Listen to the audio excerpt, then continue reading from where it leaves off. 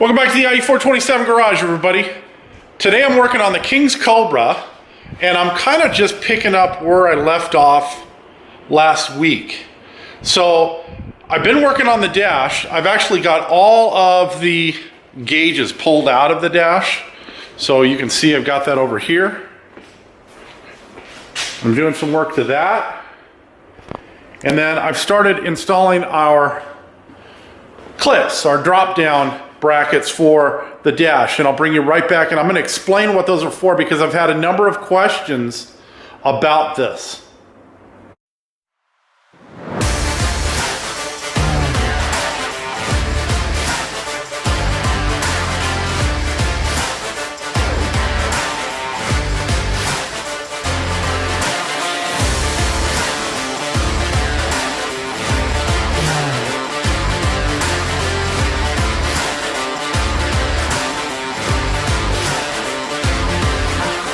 All right, so what are these brackets and what do they do is the question that I got last night on our Facebook page. So I'm going to explain it to you. Now, I've gone over this in other videos, but if you're new to our page, we've been building Factory 5s for close to the last 20 years.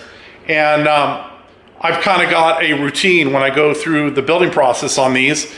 Things that I do to the car to make them easier to service later on. So as a for instance, if you ever have to pull this dash out, Factory 5 has you screw right through this hoop in the dash support. The problem with that comes when the body is put on the car, it actually overhangs the front of the dash and it covers up those screws. So about the only one you're going to get to is the one in the middle. So what we do is we cut some. These are 1 inch, and I've gone to these lately just because, honestly, I had some excess 1 inch angle, and this is just 1 inch aluminum angle that I cut about 2 inches long. And then last night before I went in for the evening, I went ahead and I put some silicone in between the bracket and the hoop, and I clamped them in place. All that really does is it just makes it easier for me to drill them tonight, meaning I don't have to hold them in place and you know, have the clamp on there and then drill on both. I just put them in, they're dry now, so they're gonna stay, and all the pop rivets are gonna go, all the pop rivets are gonna do is reinforce that silicone. And the silicone's a really good adhesive, but I don't wanna rely on it to hold the entire weight of the dash on. So it'll have a couple of 3/16 pop rivets. It'll have a couple of 3/16 pop rivets that'll go in through the bottom of the bracket and into that hoop. So what that does is it effectively moves the location of the screw from here down to here. And if you ask yourself, well, why did he move the brackets in? I'll show you in just a minute. I like to have the screws on the front of the dash evenly spaced. And because we're dealing with a Factory 5 supplied dash, not a custom dash, like for instance their carbon fiber dash, you can drill for the gauge locations anywhere you want, but on their pre-punched aluminum and their pre-punched vinyl covered plastic dash, you're stuck with the locations that they give you for the gauges. And so over on the other side, one of the gauges interferes with that if you just put it right where you would normally put the screw. So I move it over, and so in turn I move this one over just so that they can both be in the same spot. So it's somewhat symmetrical, and you know that has a lot to do with being OCD, and then this kind of stuff really bothers me. But you can put the screws anywhere you want. You want a minimum of 3 screws to hold the upper part of the dash in place, and then we're going to make under dash panels that are going to take the place of the brackets that Factory 5 supplies in the kit, and that's just so that the bottom of the dash doesn't kind of get pushed in. And it's really important over on the other side where the turn signal is, because our turn signal relies on the dash to hold its position. And so if there's a lot of give in the bottom of the dash, that's going to affect the turn signal's ability to self-cancel. So we want to make sure that it's nice and secure and that it's not going to move. So I glued those in place last night, and when we go to put the dash in, you'll see that our screws are going to be much lower and able to clear the body once the body goes on and it's in position. Now what I did on the dash itself is I wanted to fill in 2 of the holes that were pre-punched in the dash.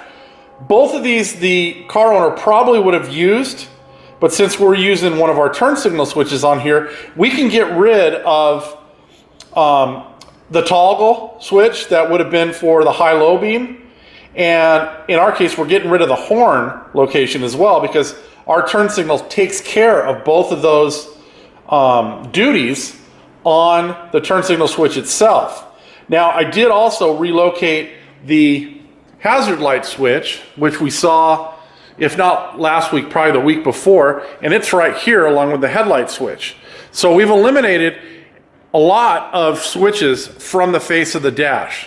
Now, how I went filling those holes was, first I made some slugs right there. They're going to fill the holes from the front side, and I just made those. I traced them out and I cut them out on the Beverly shear. So not all of you have a Beverly shear, I get that. You can make those slugs with a pair of tin snips and some excess aluminum pieces. One of those pieces that I suggest you can use is the under dash brackets the Factory 5 provides you, because not many people use those anyways. But I have just a stockpile of scrap aluminum that are basically cut-offs when I make parts on the stomp shear. So I have no shortage of extra pieces I can make the slugs out of.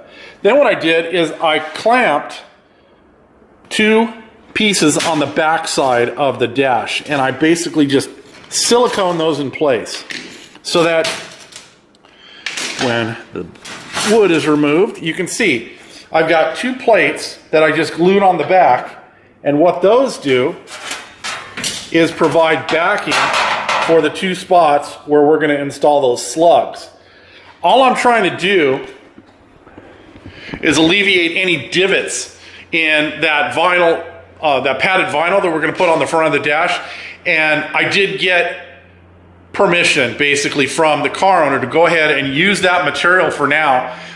Since we're making this dash really easy to come off, if he wants to change out the fabric or whatever that is on the dash now later on, it'll be a piece of cake. He'll pull the 2 screws out, a couple of screws from the bottom for the under dash panels, and the dash will come right off. We've made all the wiring very easy to disconnect as well. So it'd be an afternoon or maybe 2 afternoons, so a weekend project to change out the covering on the dash if he wanted to later. But we're going with the Factory 5 covering for now. I've really had good luck with that in the past, because Factory 5 gives you a marine rated vinyl to cover that dash with. And you're not going to find that at your local fabric store like Joann's Fabric or one of those. You're going to have to go to a specialty auto upholstery supplier. Now, we have one of those here locally. It's about 3 cities over, and I use them a lot because I also buy some of those specialty automotive fasteners from them. And I buy my spray adhesive from them. It's just, they're kind of my go-to store when I need that kind of stuff. But since you can't go to just like any fabric store to get that marine grade vinyl, what you're going to find is if you cover it with one of those, in a year or 2, the vinyl is going to start to fade. And it's not going to fade overnight, but you'll notice a serious difference between the color of your dash and the color of your seats. For instance, if they're both black vinyl, because the black vinyl that is on the Factory 5 seats is a marine grade vinyl as well. And it just means it's more suited for outdoor use. Like even sometimes regular automotive grade vinyl and leather isn't rated for marine because it's not meant to be out in the sun all the time. But when you have an open roadster or a car that's convertible, something like that, you really want to make sure that the material you're using inside of it is rated for what you're going to use the car for. So sun and ultraviolet rays, we want to make sure that it's not going to fade. So we're going to use that vinyl for now. The owner can always change it out later. I've already given him this lecture about marine grade vinyl and leather, so he knows. But I'm going to get started on getting those brackets installed. So I'm going to drill them from the bottom. I'm going to put 2 rivets for each of those locations in, and then I'm going to turn my attention back to the dash, and I'm going to get those slugs installed, because what I want to do is I want to silicone those in place, and I want to let them sit overnight and cure, so that we're ready to put vinyl on when basically I'm ready to put the vinyl on there, and not have to worry about filling those holes later. I just don't want any divots in the front of the vinyl covering when that vinyl goes on, because that's usually what happens when there's no backing. The vinyl and the padding kind of just like suck into the hole a little bit, and it'll give you that little bit of a divot in the front of the dash, and it's going to be unsightly. So we'd rather just fill that, make it as flat as we can, and then we won't have to deal with that. Now there's a bunch of drilled holes in the dash panel as well. They're like 1/8 inch or something like that. And that goes back to the donor era of the dash, when you would use the donor gauges, and you would actually have to put screws, countersunk screws, through there to hold the donor gauges on from the back side.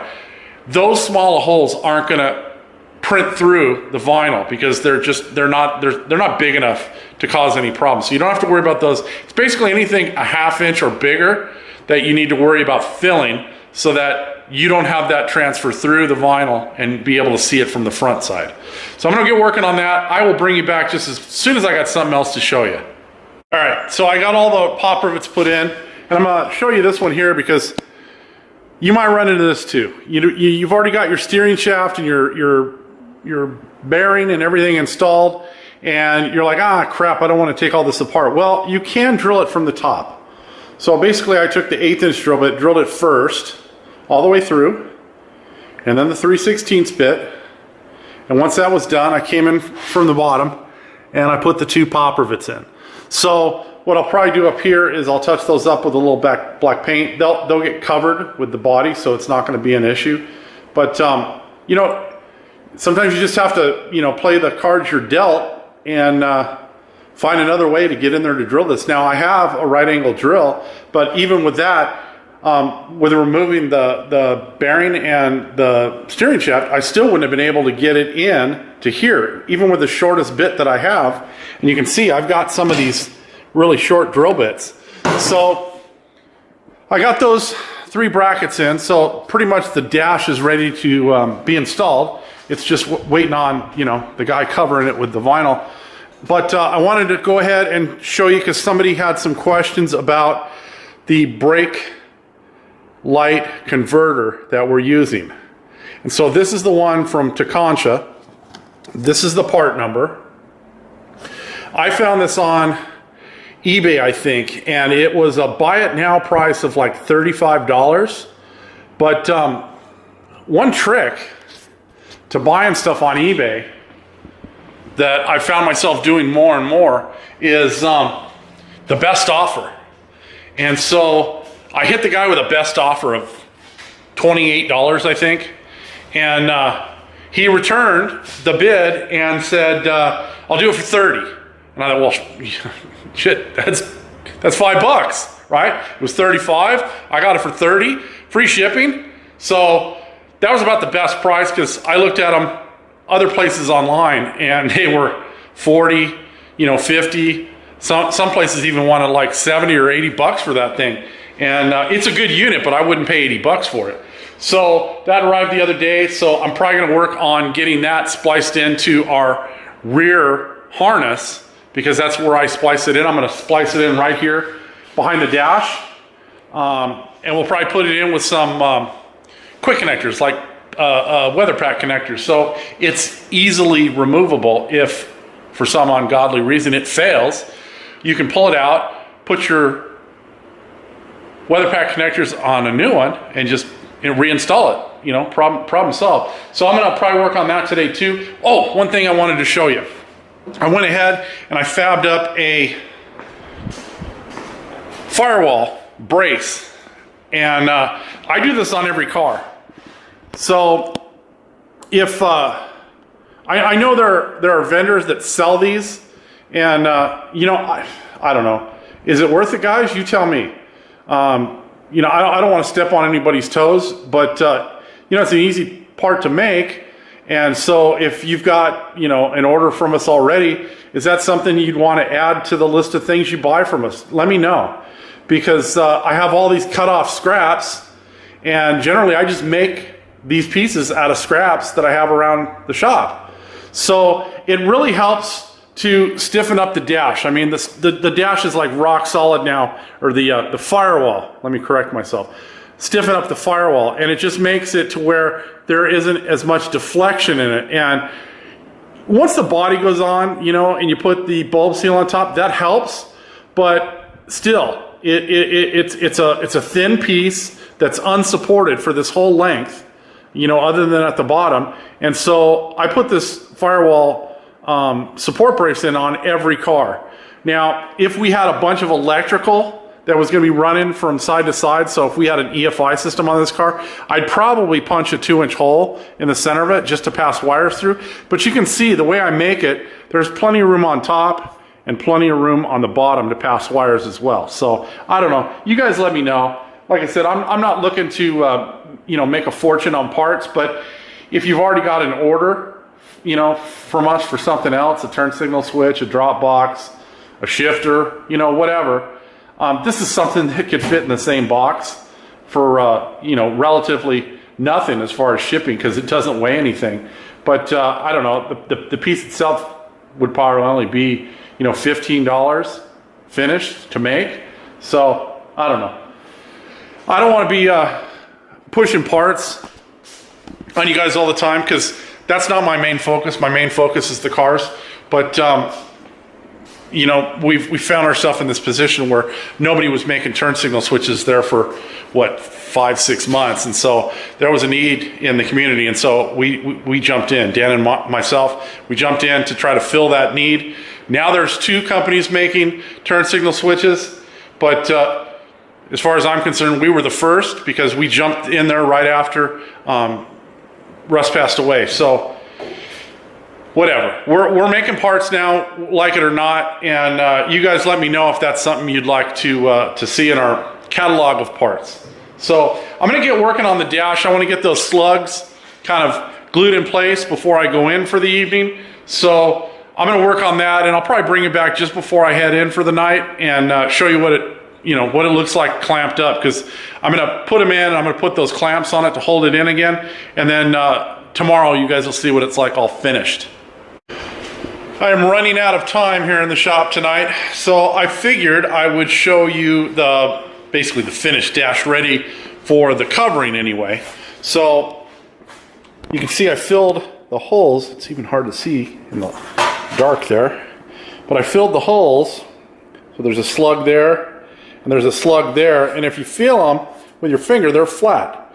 So that's all we're looking for. We're just looking for something to fill that hole, so that when we put the vinyl and the padding over it, it doesn't sink in and give away that there was once a hole there. So that's done. And then I was hoping to get on the trailer converter, but I got sidetracked, you know, squirrel. Our buddy Anthony, who always helps us with our first starts, broke another shifter handle. Now, I've got to explain this. We've been making our shifter handle for 10, 15 years, probably 10 to 12 years. That's how long we've been making it. And it's gone through a couple of iterations. The first ones that we did were steel, so they were mild steel, and then they had a welded bracket on them that matched the bolt pattern. They've always had that same angle, but Anthony drag races his car. And if I think about it, I'll put a link in the description box. The videos are old, so they're really grainy, because Anthony was shooting those with probably a GoPro 1. But he beats the living hell out of his car. And he is the torture test for any of these shifters that we make. So he went through our first prototype, and it lasted him, I don't know, 10, 11 months maybe, and he broke it. So we made him a different one that was reinforced, and he's had that one all this time. So he's probably had that for 8 years. And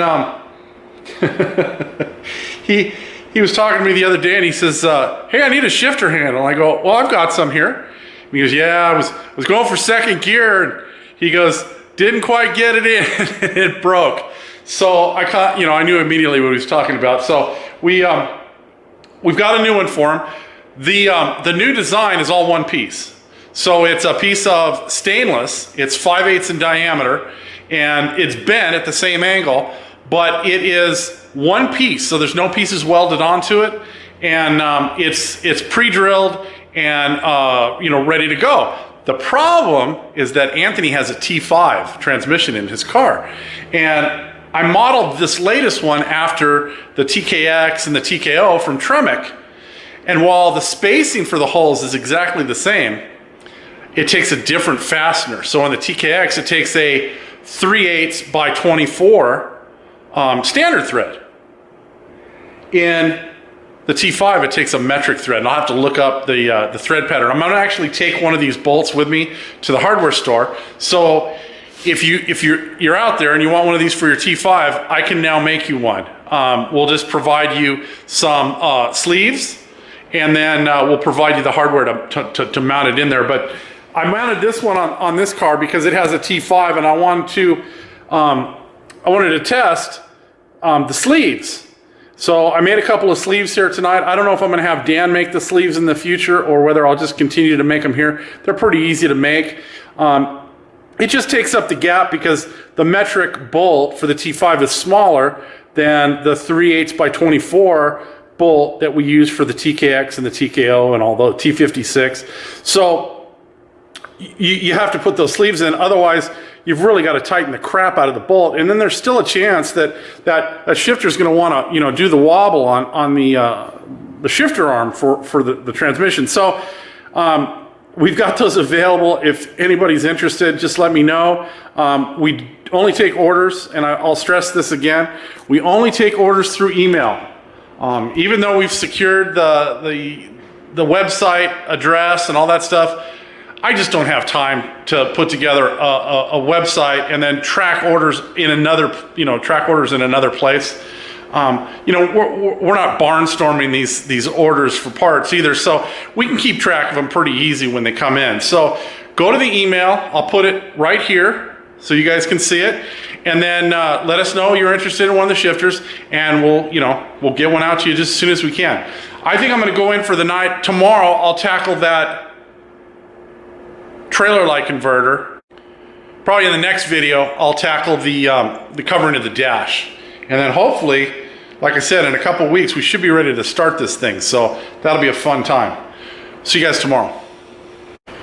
It is the next evening, everybody, and I wanted to take just a quick minute and discuss what has now become the most famous bolt or nut on YouTube and Rumble. Now that might be a little bit of an exaggeration, but it's for sure the most famous bolt/nut on our channel. So in the last video, you guys saw me walk around the back of the car as I was doing some emergency brake cables and putting those in. And I'm just having fun here, so please, that's all this is. But quite a few of you messaged me through YouTube, through Rumble, Facebook, email. I mean, I don't know how many people messaged me about this one single bolt and nut combination on the back of the car. And so I'm going to show you exactly where it is. It hasn't changed, and it's not going to.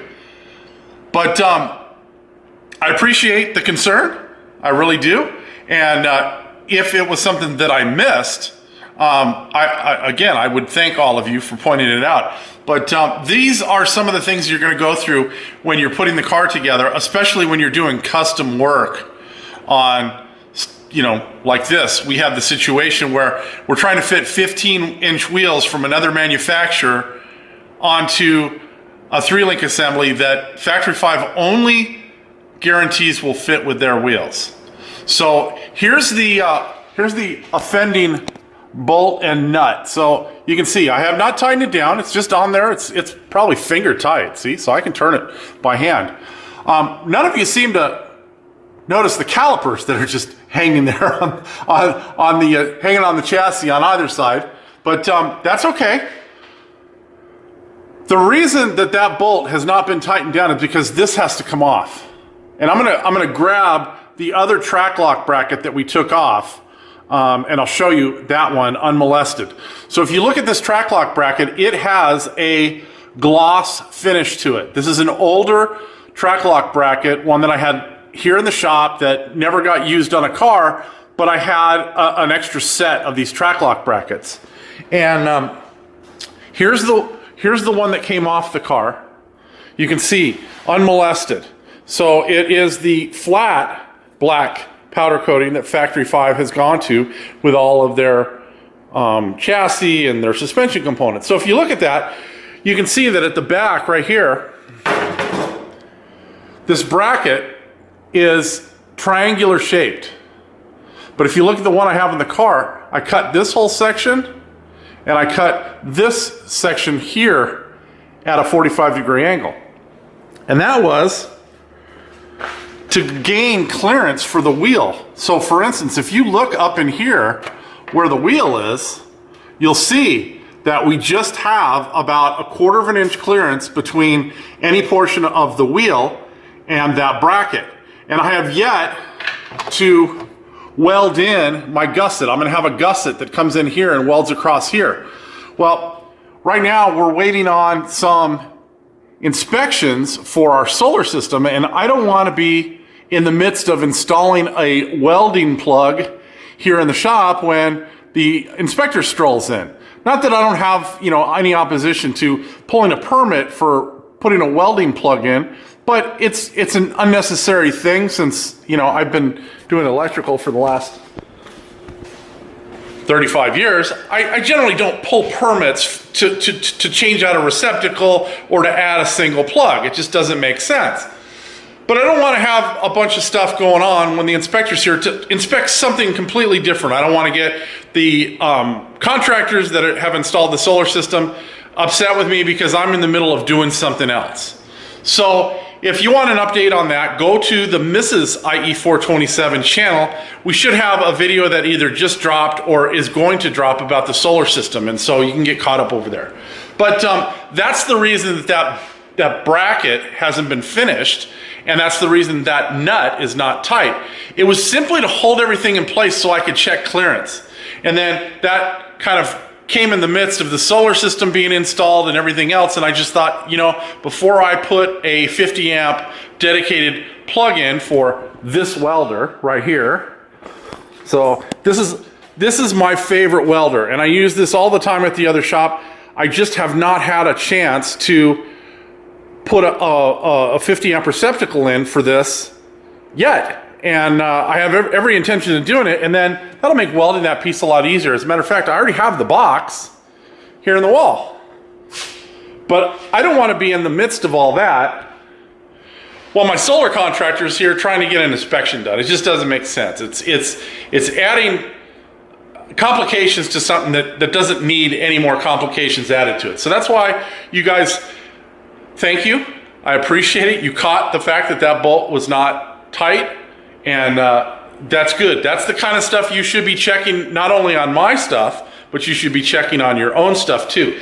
But one more thing that I have to change, and I just kind of did this as a let's see is if you look in the Factory 5 build manual, they'll tell you to mount these 3-link lower control arms in the upper hole if all you're using it for is street use and light auto crossing. And they say if you're gonna drag race it, which I would never recommend with this 3-link, it just doesn't have the strength for that, or you're road racing, that you should run them in the bottom holes. Well, I always run them in the bottom hole. I've just found that it gives the rear suspension a little bit better geometry when you're driving the car spiritedly. It's less apt to get any, and it's not really a thing because they're all control arms, but kind of like axle blind, and you'll actually feel it in the 3-link if you put those on the upper link. And so the casual driver is never going to notice that, and that's what I think the owner of this one is kind of going to be doing with his car. But what I wanted to see is I wanted to see if that was going to interfere with the wheel and tires, which it doesn't, but it's awfully close. And so I'm going to move the bracket back to where the owner had it installed. So he had it installed in the upper hole, and I'm going to move it back up there. Now over on the other side, you can see I never changed that one, and it is indeed in the upper hole. You can see the lower hole has been abandoned. So and there's no marks on the inside, so you can tell he never mounted it on the lower hole. So we're gonna change the driver's side back the way it was when the car showed up. But anyways, that's why that bolt was left loose, because all this shit has to come apart, and then it all has to go back together. And when it goes back together, I want to make sure that I've got that gusset welded on, and I want to make sure I still maintain clearance, because it's still tight. Even with as much as I clearance that, it's pretty tight. And I'm going to actually weld my bracket on the inside portion of the steel there, and I might even, since I've got some room, I might change the spacer orientation on the rear coilover just to push it forward a little bit in the car, so that we can maintain a little bit more clearance between the coilover and the gusset, because that would be nice too. It'll make getting the coilovers changed out in the future, if they have to be serviced or just replaced, a lot easier rather than fighting that gusset. But that's why the bolt was left loose. I hope that makes sense to all of you. Again, thank you all for pointing it out. I appreciate it. But all is well. We don't need to worry about it. It's all going to go back together. The whole car, before it ever hits the road, we will nut and bolt the entire car. We'll make sure that every bolt and nut on the car is tight and torqued and, spec'd to what it's supposed to be. And the same thing goes when we deliver the car to the owner. We're going to go back to front to back, make sure everything's tight before the owner ever gets the car on the road. So that's where I'm at today. I'm going to go ahead and get back to work on the car. I'm out here to install the trailer light converter this afternoon/evening. It's hard to define things right now. It's getting dark so early. It's still afternoon when it's getting dark, but I'm going to go ahead and get that installed, and I'll bring you back as soon as I got some progress to show you on that trailer light converter. I liked those couple weeks we had where we actually had fall weather. I didn't have to have the air conditioner on and the fan on and all that kind of stuff. Music update, we've got Rage Against the Machine, Calm Like a Bomb. I've got the trailer light converter all in place. Well, not in place, I've got it wired in. And I'm gonna give you guys a little tip. Don't try to do all your wiring at once. I mean, I love wiring. This is what I do for a living. I started work as a electrical contractor / electrician 35 or so years ago. So, I mean, this is in my wheelhouse. I actually like and enjoy this. It's calming. But if you break it up into small pieces, it's less intimidating, right? So even me, I know that, sometimes the wiring is going to take my full attention. In those instances, I just do a little bit. And that way, I'm less apt to screw something up and have to come back and fix it later. But I did this one a little bit different. I still got to dress some of the wires that I've cut and spliced and what have you. But for the most part, it's completely disconnectable. This thing could be disconnected and replaced fairly easy. So here's the unit itself, and it's got two little mounting deals on it, I think, or just one. There's one right up here to mount it. But what I did is in the harness that goes to the back here, and this is the one that has the fuel pump power and the fuel pump ground, and then that's shared between the fuel pump and the taillights and all that stuff. So I suggest you do not cut into this ground, because this is a number 14 ground. This is a number 14 for the power to the fuel pump. This car has a mechanical fuel pump, doesn't come into play here, but I still didn't wire into that ground. I have a ground stud right here. So what I did is I tied the two grounds on the unit. See, there's a white and a black and a white. I tied them together right here. There was a factory installed eyelet, but in order to get the shrink tubing over, I had to cut that off.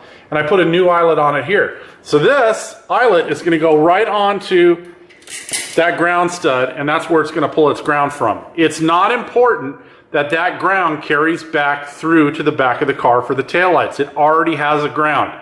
If you take your ohm meter and ohm this out, inside this unit, I'll bet all you would find is that the ground passes through, and there's one part of the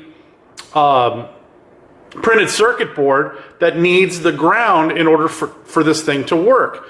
So it's not like it has to go through there. It just needs ground to work. So don't fall into the trap of cutting this ground wire, and now you're reducing the size of this 14 that goes to the back down to what is more like an 18 gauge wire. You're going to starve your fuel pump for a ground, and it's going to shorten the life of the fuel pump, and it may cause you to start popping the fuses, and so that's not good. So do it like this: tie the two grounds together, and then just land them on a good chassis ground, and it'll work just fine. I've wired a number of cars this way. It works perfectly. Now I intercepted the two purple wires going to the back of the car right here for the brake lights. We don't need the purple wires on the other side of this, because we've essentially eliminated the brake light circuit, and we've combined it into what is now the turn brake. So the yellow and the green are now the only two wires that we need going back to our taillights, other than the tan, which is right here, for the taillights. So nice, neat package. Of course, we'll neaten all this up before we finish behind the dash, but it's wired in and it's ready to go. Now, you guys can tell me in the comments if you want me to do a video on like the tools that I use to wire one of these things, because it doesn't take a whole lot of expensive tools to wire this. I mean, I do have some specialty tools, like I have the crimpers for the weather pack connectors and stuff like that. But you can find an inexpensive pair of, crimpers for weather pack connectors. But, what about, the strippers that I use to strip the wire, the crimper that I use to crimp the stake-on or the solderless terminals. Let me know, are you guys interested in that? What type of electrical tape do I use? Put it in the comments, and then maybe I'll do a video just on the tools that I use to wire these cars, because I'll bet you there's not more than about 6 or 7 tools that I use to wire the car, and they're not expensive tools. They're not these $100, multi-function strippers that have all these parts to, no. I use the tools that electricians use out in the field, because one, they're the most comfortable for me to use because I've used them all this time, and two, they're easily replaceable if they're lost on a job site. And that's the big thing, when you're out on a job site, is tools get misplaced all the time. And so for years, I would buy the most expensive, wire strippers from like Klein Tools or Ideal or one of those. And what I ended up doing is losing them, or somebody would borrow them and not give them back. So I've gone to less expensive tools that are still a high quality tool. They're just not a name brand that anybody might recognize. So let me know, and I'll include that in a new video for all of the tools to wire one of these cars. For now, I'm done with this, and what I'll probably move on to in the next video is covering the dash in the vinyl and getting the gauges installed, and then placing the dash kind of in place to see where we're going to need to put the screws that hold it in. But yeah, so that'll be in the next video. If you are enjoying the content here, please do the like, the share, the subscribe, all that kind of stuff. We'll see you next time. Have a great day.